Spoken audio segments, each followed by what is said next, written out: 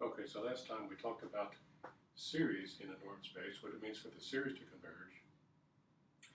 And I mentioned that series and sequences could be handled interchangeably. And here's the reason. Not only is every series, by definition, handled in terms of its sequence of partial sums, conversely, every sequence x sub n in a normed space X is the sequence of partial sums of a series. Let's denote it as summation n goes from 1 to infinity of y sub n. Let's see how this works. I'll define y sub 1 to equal x sub 1. And then I'll take successive differences. Y sub 2 equal x sub 2 minus x sub 1.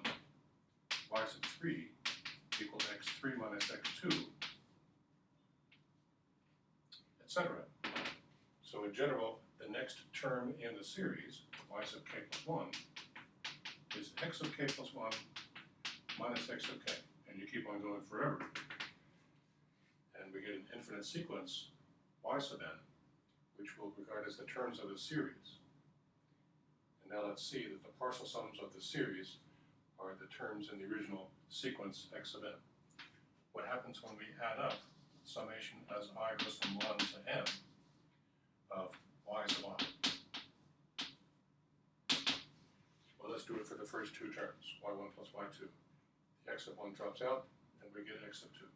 What about the first three terms, y1 plus y2 plus y3, x1 and x2 both drop out, and we're left with x sub 3.